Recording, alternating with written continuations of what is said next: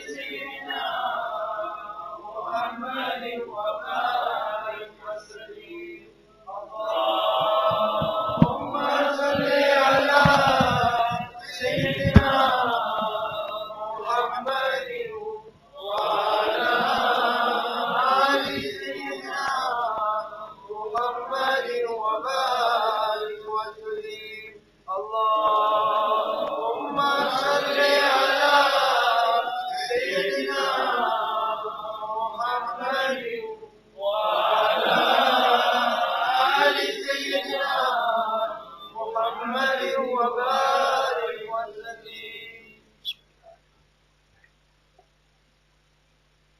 الحمد لله العلا والصلاة والسلام على محمد المصطفى وعلى الرسول المرتضى وعلى الولي المجتبى وعلى أمين وحي السماء وعلى نجم الهدى والتقى وعلى آله وأصحابه الذين أقيموا مقام العز والوفاء. أما بعد، فأعوذ بالله من الشيطان الرجيم. بسم الله الرحمن الرحيم. الحمد لله رب العالمين. وقال الله تعالى في مقام آخر: والنجم إذا هوى ما ضل صاحبكم وما غوى وما ينطق عن الهوى إن هو إلا وحي يوحى. صدق الله العظيم وبلغنا رسوله النبي الكريم الأمين المكين المجيد الرؤوف الرحیم. حمد و ثنا کے بعد فاضل جلیل فاضل اجل حضرت مولانا حافظ و قاری محمد فقی علی نورانی قادری دامت برکاتہم العالیہ و محترم سامعین و محترم ناظرین، آج ہم جامع مسجد جمعہ میں میلاد معراج مصطفیٰ صلی اللہ علیہ وسلم کانفرنس میں حاضر ہیں اور شریک ہیں. اللہ پاک ہم سب کا اس مبارک مجلس میں حاضر ہونا اور شریک ہونا قبول فرمائے. اور موریشس ٹی وی کے ذریعے سے اور انٹرنیٹ جمعہ ٹی وی کے ذریعے سے بالخصوص سرزمین موریشس اور بالعموم پوری دنیا میں جہاں جہاں عشاقان مصطفیٰ اور غلامان مصطفیٰ صلی اللہ علیہ وسلم ہمارے ساتھ آج کی اس مجلس اور محفل میں شریک ہیں،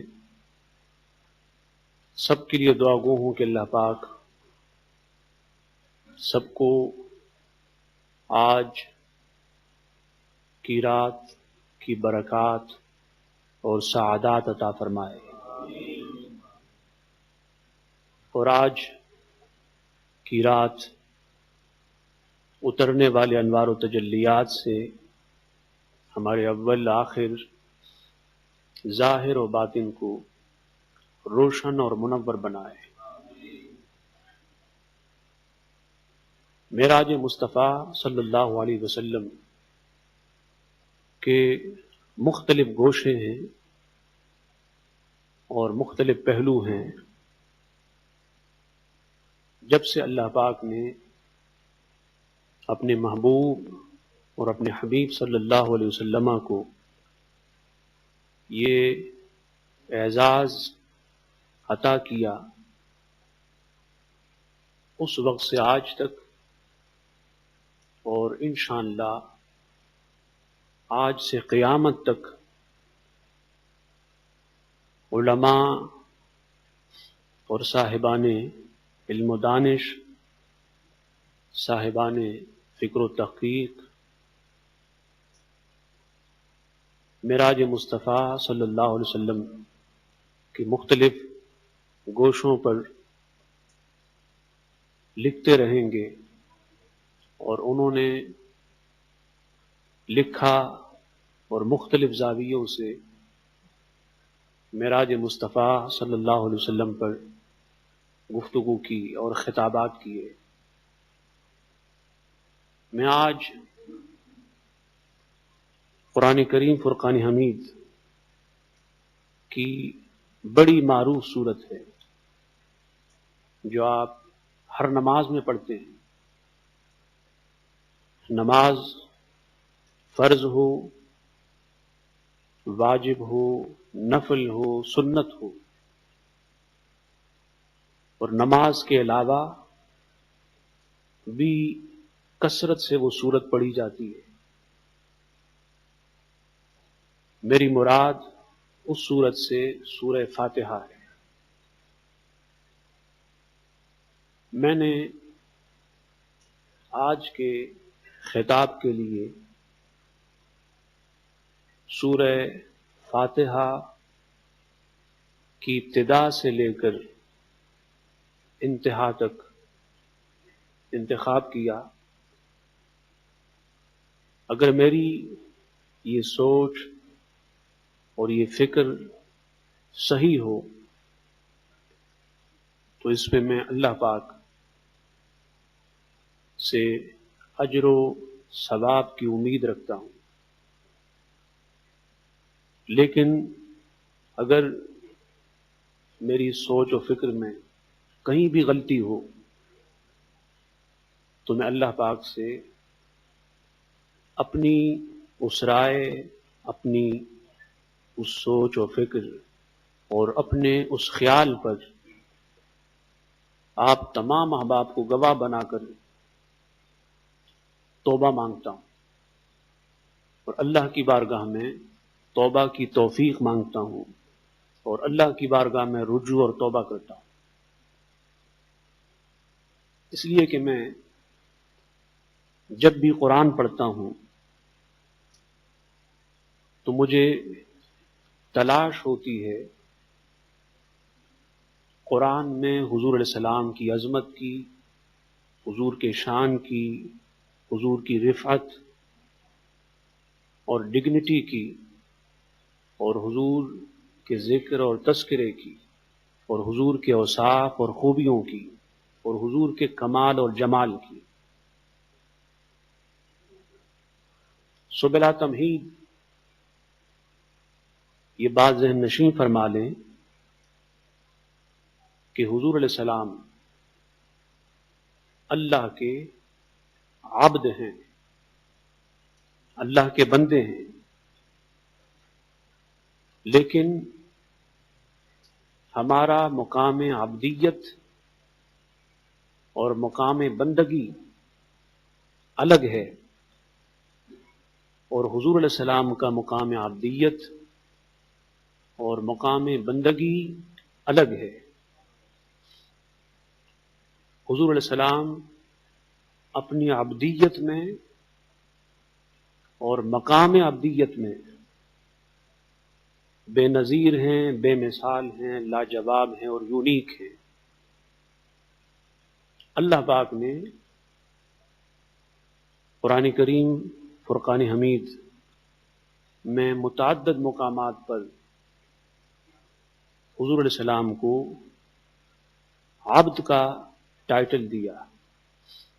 سورہ اسراء میں اللہ پاک نے فرمایا سبحان الذی اسرا بعبدہ، پھر سورہ نجم میں فرمایا فاوحی الی عبدہ ما اوحی۔ اس کے علاوہ قرآن کریم فرقان حمید کے اور متعدد مقامات ہیں۔ اصل موضوع کی طرف آنے سے پہلے میں چاہتا ہوں کہ بعض زاویوں سے اور بعض اعتبارات سے آپ بھی یہ ذہن نشیں فرما لیں کہ ہمارے عبدیت میں اور عبد ہونے میں اور حضور علیہ السلام کی عبدیت اور عبد ہونے میں کیا ڈفرینس ہے، کیا فرق ہے۔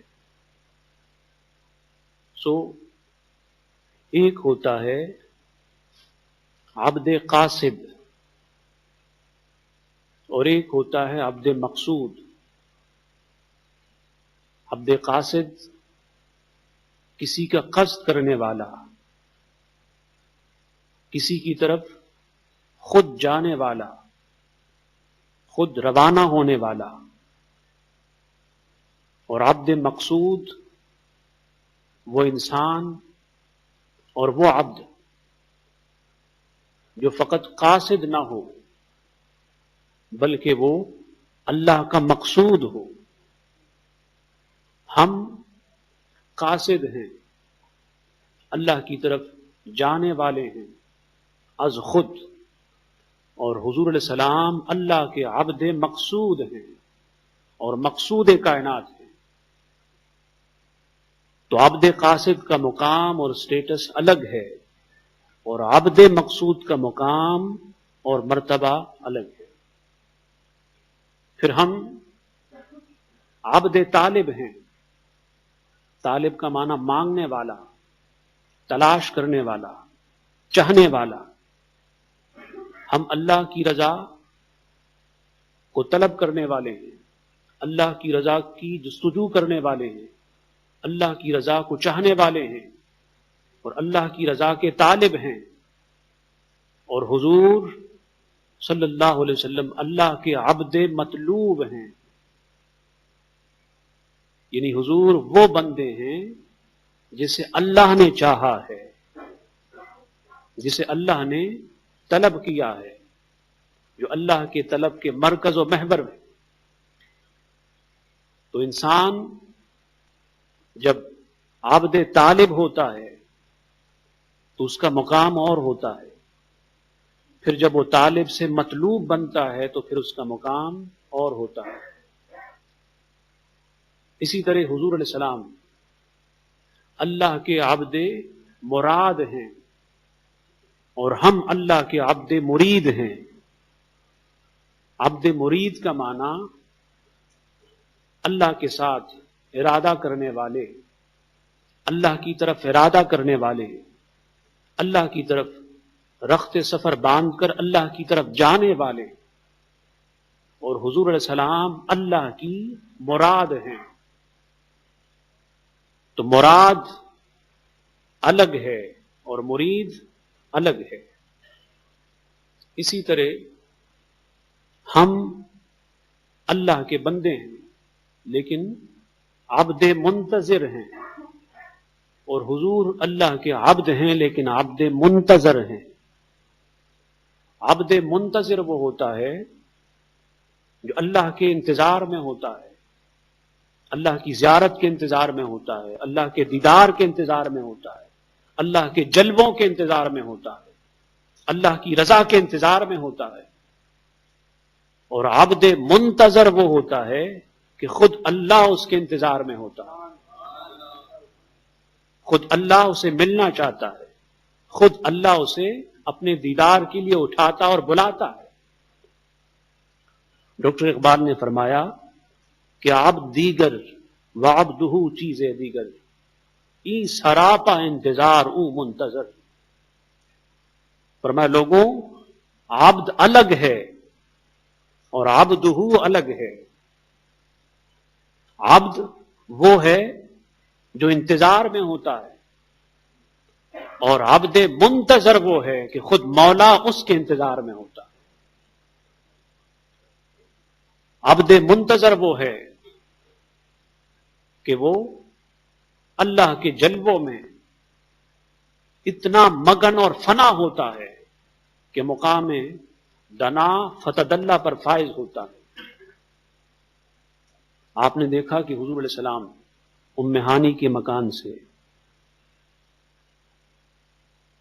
خانہ کعبہ آئے، آپ کا سینہ مبارک چاک کیا گیا، پھر حضور علیہ السلام وہاں سے مسجد اقصیٰ آئے، انبیاء علیہ السلام کی امامت کی، پھر وہاں سے آسمان گئے، آسمانوں سے پھر سدرۃ المنتہا پہنچے، پھر وہاں سے لامکان کی طرف روانہ ہوئے۔ اب جب حضور علیہ السلام عازم سفر لامکان ہوئے تو اس وقت حضور تنہا تھے، حضور کے ساتھ کوئی نہ تھا۔ انسان، جن، ملائک، انبیاء، اللہ کے رسول، صدیقین، شہداء، صالحین، اولیاء، زہداء سب مکان میں رہ گئے اور لا مکان جانے والے تنہا مصطفیٰ تھے، اس لیے کہ وہ سب عبد طالب تھے، حضور عبد مطلوب تھے۔ طالب کا مقام مکان ہے اور مطلوب کا مقام لا مکان ہے، اس لیے کہ وہ سب عبد قاصد تھے اور حضور مقصود ہے۔ قاصد کا مقام مکان ہے اور مقصود کا مکان لا مکان ہے، اس لیے کہ وہ سب مرید تھے اور حضور مراد تھے۔ مرید کا مقام زمان و زمان اور زمان و مقام میں محدود ہے اور مراد کا مقام لا مکان ہے۔ باقی سارے انسان، کل کائنات، پوری دنیا مقام میں رہی، زمان میں رہی، اس لیے کہ وہ عبد منتظر تھے، انہیں اب قیامت تک انتظار کرنا ہے دیدار الہی کا۔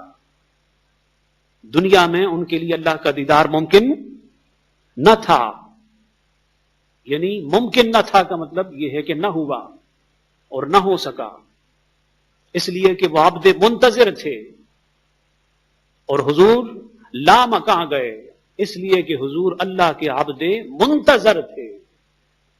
اور میں نے بتایا کہ عبد منتظر وہ ہے کہ خود اللہ کو انتظار ہے اس سے ملنے کا، خود اللہ چاہے کہ میرے محبوب میرے جلوے بلا حجاب و بلا نقاب دیکھے۔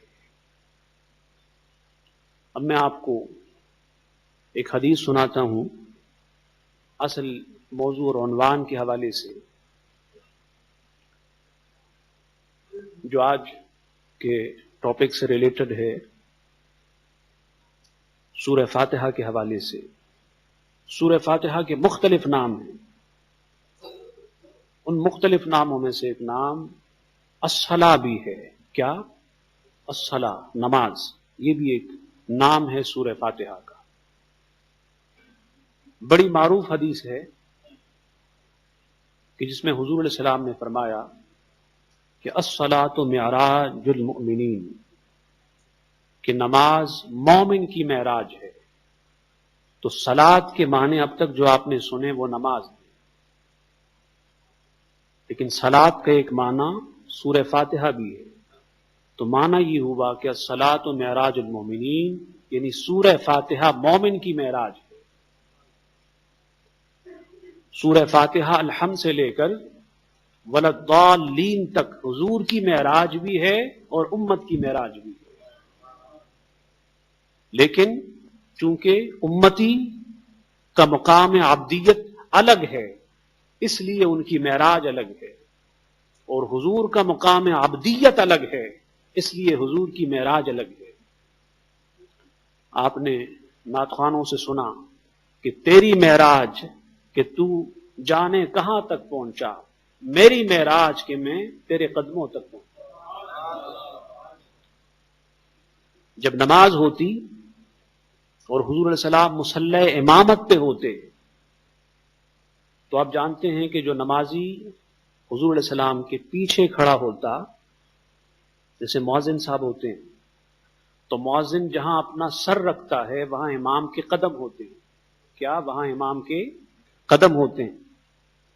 امام کے پیچھے کھڑے والے ہونے والے نمازی کا جہاں سر ہوتا ہے وہاں امام کے قدم ہوتے ہیں۔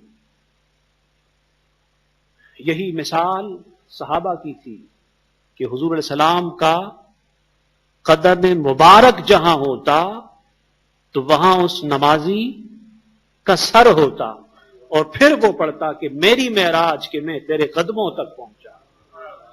نماز تو ہے ہی معراج، اصل معراج اس مومن کی ہے کہ جو نماز میں بھی ہو اور سر قدم مصطفیٰ پر ہو، سر قدم رسول پر ہو، سر حضور کے قدموں میں ہو، حضور کے نالین میں۔ تو بتا رہا تھا کہ اس حدیث کا معروف معنی یہ ہے کہ نماز مومن کی معراج ہے، لیکن آج میں نے ایک اور معنی آپ کو بتایا کہ سورہ فاتحہ مومن کی معراج ہے، اور یہ بھی بتایا کہ مومن کی معراج بھی ہے اور میرے محبوب رسول صلی اللہ علیہ وسلم کی معراج بھی ہے۔ حضور علیہ السلام کے معراج کے تمام مراحل سورہ فاتحہ میں الحمد سے لے کر ولضالین تک ہے، لیکن میں آج چونکہ خاص اینگل اور ایک خاص زاویے پر خطاب کرنا چاہتا ہوں۔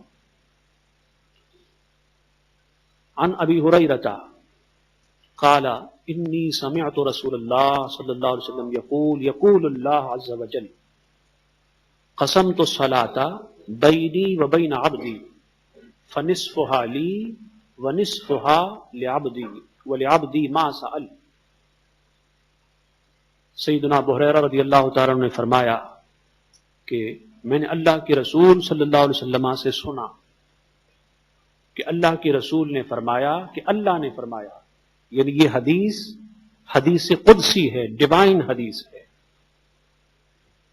اللہ نے فرمایا کہ میں نے صلاۃ، وقال العلماء المراد ها هنا بالصلاۃ الفاتحہ، علماء نے فرمایا کہ اس مقام پر صلاۃ سے مراد فاتحہ ہے، کہ اللہ پاک نے فرمایا کہ میں نے سورہ فاتحہ کو 2 حصوں میں تقسیم کیا، فنصفها لی، اس کا آدھا اور ہاف میرا ہے، اور آدھا اور ہاف میرے بندے کا ہے۔ اب دیکھیں یہاں پر حدیث میں عبد کا لفظ آیا، یہ عبد کا لفظ بار بار حدیث میں آئے گا، عبدی اور عبد کا لفظ آئے گا۔ اب یہاں عبد کا معنی عبد طالب بھی ہے اور عبد مطلوب بھی ہے، عبد قاصد بھی ہے، عبد مقصود بھی ہے، عبد منتظر بھی ہے اور عبد منتظر بھی ہے، عبد مرید بھی ہے اور عبد مراد بھی ہے۔ اگر عبد طالب ہو تو پھر سورہ فاتحہ میں ہماری معراج کی بات ہے، اور عبد مطلوب اور عبد مقصود، عبد مراد اور عبد منتظر ہو تو پھر یہ محمد کی معراج کی بات ہے صلی اللہ علیہ وسلم۔ اللہ پاک نے فرمایا کہ میں نے سورہ فاتحہ کو 2 حصوں میں تقسیم کیا، 2 حصوں میں بانٹا، وہ اس طرح کہ سورہ فاتحہ کی 3 آیات میں اللہ کی صفات کا، اللہ کی خوبیوں کا اور اللہ کی کوالٹیز کا بیان ہے، اللہ کے اوصاف کا بیان ہے، اور سورہ فاتحہ کی 3 آیت میں بندے کا بیان ہے، اور بندے کی دعا، بندے کے سوال، اور انسان کے اللہ سے مانگنے کی دعا ہے، اور انسان کے اللہ سے مانگنے کا بیان ہے۔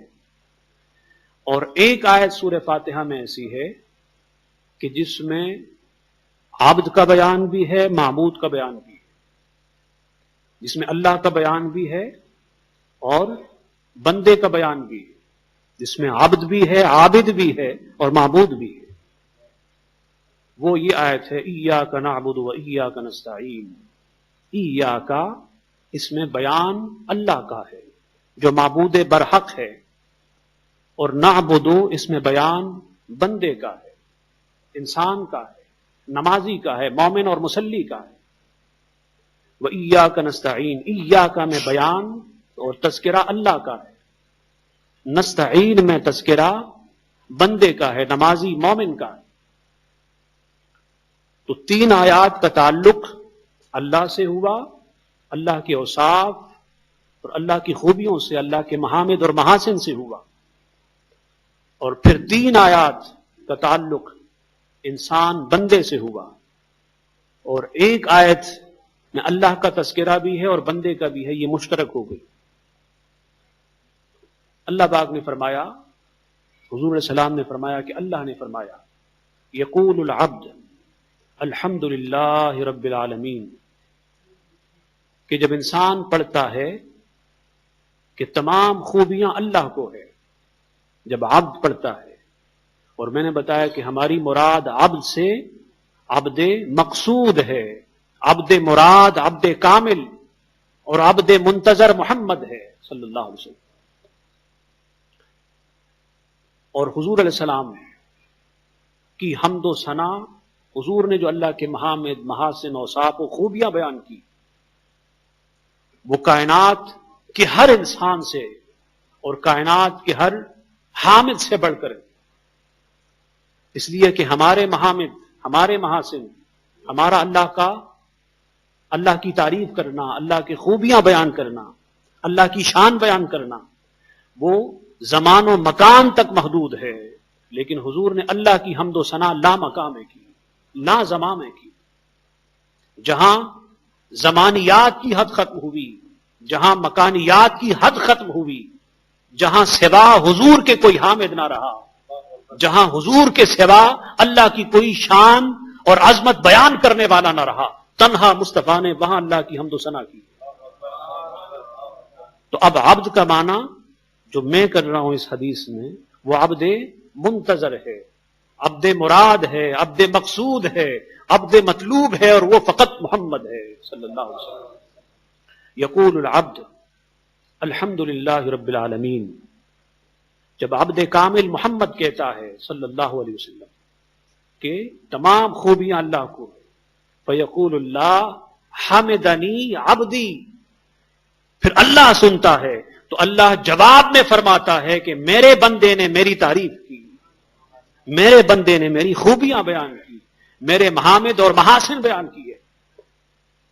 وَيَقُولُ الْعَبْدُ الرحمن الرحیم، پھر جب عبد کامل اور عبد مقصود، عبد منتظر اور عبد مراد محمد صلی اللہ علیہ وسلم یہ پڑھتے ہیں کہ الرحمن الرحیم، کہ وہ نہایت مہربان ہے، رحیم ہے، مرسیفل ہے، کائنڈ ہے، یہ پڑھتا ہے تو فیقول اللہ عز وجل اثنا علی عبدی، لوگوں سن رہے ہو، میرے عبد نے، میرے بندے نے میری ثنا بیان کی ہے، میری شان بیان کی ہے۔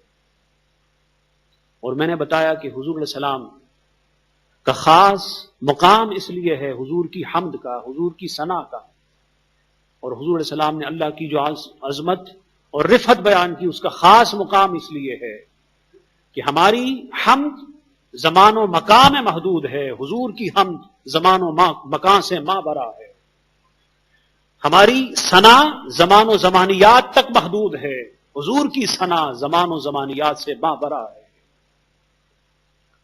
فیقول، حضور نے فرمایا صلی اللہ علیہ وسلم، وَيَقُولُ الْعَبْدُ مَالِكِ يَوْمِ الدِّينِ، جب عبد کامل کہتا ہے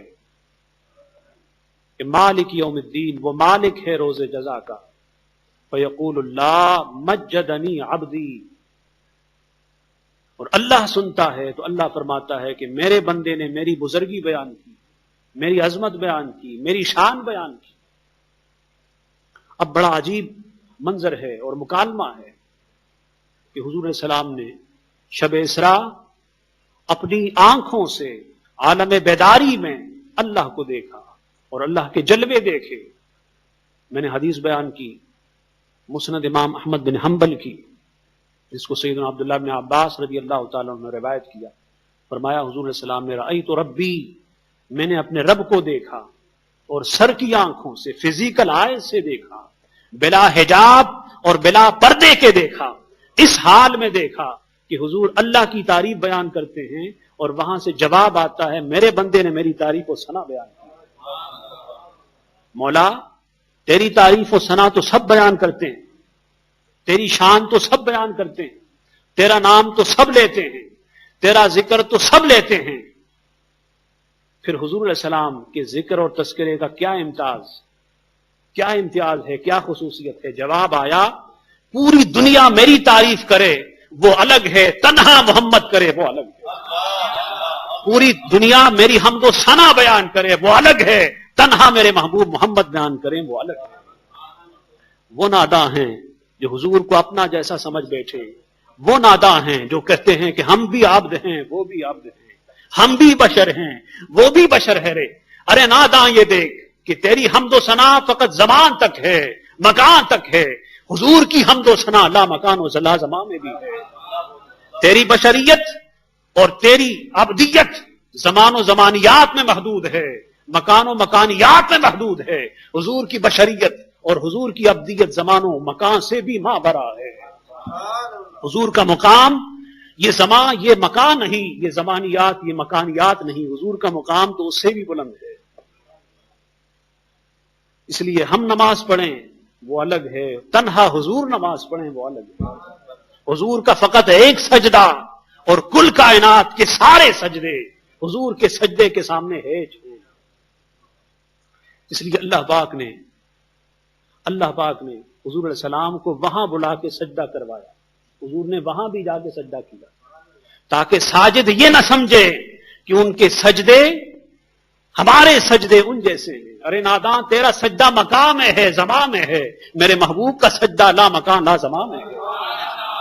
کہاں مکان کے سجدے، کہاں لا مکان کا سجدہ، کہاں مکان کی نماز، کہاں لا مکان کی نماز، کہاں مکان کا ذکر، کہاں لا مکان کا ذکر، کہاں عبدیت اور بشریت کے تقاضوں میں محدود ہو کر اللہ کو یاد کرنا اور کہاں ان تقاضوں سے نکل کر اللہ کو یاد کرنا۔ پھر حضور علیہ السلام نے فرمایا کہ یقول العبد ایاک نعبد و ایاک نستعین۔ جب انسان عبد کامل، اور میں نے بتایا کہ عبد کا معنی یہاں میں فقط حضور کی ذات سے کر رہا ہوں، اور عبد کامل، عبد اکمل، عبد مکمل، عبد قاصد، عبد مقصود، عبد مراد و منتظر محمد سے کر رہا ہوں صلی اللہ علیہ وسلم۔ جب ان کی زبان پر یہ کلمات جاری ہوئے ایاک نعبد و ایاک نستعین، تو جواب آیا فیقول اللہ ھذہ الآیہ نصف لی و نصف لہ لعبدی، کہ یہ مقام، یہ دعا اور یہ آیت اور یہ مقام انسانیت جو انسان کی زبان سے یہ کلمات نکلے، اس میں آدھے میرے ہیں اور آدھے میرے اس بندے کے۔ میں نے بتایا کہ سورہ فاتحہ میں یہ واحد آیت ہے کہ جس میں اللہ کا تذکرہ، یعنی اللہ جل مجدہ کے اوصاف بھی ہیں اور بندوں کے اوصاف اور ان کے خوبیاں اور کوالٹیز کا بیان بھی ہے۔ پھر آگے چل کر وَيَقُولُ الْعَبْدُ اهْدِنَا الصِّرَاطَ الْمُسْتَقِيمَ صِرَاطَ الَّذِينَ أَنْعَمْتَ عَلَيْهِمْ غَيْرِ الْمَغْضُوبِ عَلَيْهِمْ وَلَا الضَّالِّينَ۔ جب پوری سورت پڑھتا ہے، پوری سورت بندہ پڑھتا ہے، اللہ پاک فرماتا ہے هَؤُلَاءِ لِعَبْدِي وَلِعَبْدِي مَا سَأَلَ۔ اس کا ترجمہ یہ ہے اهْدِنَا الصِّرَاطَ الْمُسْتَقِيمَ، مولا ہمیں سیدھی راہ چلا، صراط الذین انعمت علیہم، راہ ان کی جن پہ تو نے انعام کیا، غیر المغضوب علیہم ولا الضالین، ان کا راستہ نہیں جو گمراہ ہوئے، جن پہ غضب ہوا، جو حضور کے بے ادب و گستاخ ہوئے، ان کا راستہ نہیں۔ مولا ہم اہل عشق کا راستہ مانگتے ہیں، اہل محبت کا راستہ مانگتے ہیں، ان کا راستہ مانگتے ہیں جو نبی کو بشر جانے لیکن بے نظیر و لاجواب اور یونیک بشر جانے، جو نبی کو عبد جانے، نبی کو عبد مانے، ان کا ایمان ہے نبی کی عبدیت پر اور نبی کے عبد ہونے پر، لیکن ساتھ ساتھ یہ عقیدہ بھی ہے کہ عبد الگ ہے، عبدہ الگ ہے۔ ہم اللہ کے بندے ہیں، ہمارا مقام بندگی الگ ہے اور حضور کا مقام بندگی الگ ہے۔ ان کی دعائیں مانگی، اس دعا کے اختتام پہ پھر اللہ فرماتا ہے ہؤلاء لعبدی ولعبدی ما سأل، کہ میرے بندے نے جو دعائیں مانگی وہ سب اس کے لیے ہیں، میں نے قبول کر لی۔ میں نے اپنے بندے کی تمنا، اس کی آرزو، اس کے سوال کو، اس کی التجاؤں کو، اس کی آرزو کو قبول کیا، اور فرمایا لعبدی ما سأل، میرا بندہ محمد صلی اللہ علیہ وسلم آج کی رات جو بھی مانگے گا میں عطا کروں گا۔ یہی ہوا کہ شب معراج، شب اسراء، حضور نے جن جن باتوں کی دعا کی اور اللہ کی بارگاہ میں التجا کی، اللہ پاک نے وہ عطا کیا۔ اس لیے میں بتا رہا تھا کہ سورہ فاتحہ الحمد سے لے کر والضالین تک معراج مصطفیٰ بھی ہے، معراج امتی بھی ہے۔ اس میں اللہ پاک نے دونوں کے معراج کو بیان کیا، اور یہ بھی میں نے بتایا کہ امتی کی معراج نبی کی معراج سے الگ نہیں ہے، لیکن نبی کی معراج امتی کے معراج سے الگ ہے۔ کیا؟ امتی کی معراج نبی کی معراج سے الگ نہیں ہے، لیکن نبی کی معراج امتی کی معراج سے الگ ہے۔ اور وہ میں نے بتا دیا کہ تیری معراج کہ تو جانے کہاں تک پہنچا، میری معراج کہ میں تیرے قدموں تک پہنچا۔ تو ہمارا حضور کے قدموں تک پہنچنا یہ ہماری معراج ہے، اور لامکاں جانا یہ حضور کی معراج ہے۔ زمان و زمانیات، مکان و مکانیات کی حدود سے نکلنا یہ حضور کی معراج ہے، اور زمان و مقام محدود ہو کر حضور کے قدم تک رسائی یہ ہماری معراج ہے۔ اپنے وقت کے بہت بڑے عالم، مجدد، محقق علیہ الاطلاق سیدنا شاہ عبد الحق محدث دہلوی رضی اللہ تعالیٰ عنہ فرماتے ہیں کہ اگر خیریت دنیا و عقبا آرزو داری بدرگاہ حش بیا وہر چے می خواہی تمنا کن، کہ بندے اگر دنیا کی بھلائی چاہتا ہے، آخرت کی بھلائی چاہتا ہے، دنیا کی کوئی تمنا ہے، آخرت کی کوئی تمنا ہے، عافیت چاہتا ہے، تو بدرگاہ حش بیا حضور کی بارگاہ میں آ جا، اور حضور کی بارگاہ میں آ کر ہر چے می خواہی تمنا کن، جو کچھ مانگنا ہے مانگ لے۔ اس لیے کہ اللہ پاک نے حضور سے شب اسرا کی رات وعدہ کیا لعبدی ما سأل، کہ میرا بندہ مجھ سے جو مانگے گا میں عطا کروں گا۔ بارگاہ سمدیت میں دعا ہے کہ مولا حضور کی معراج عطا کر دے۔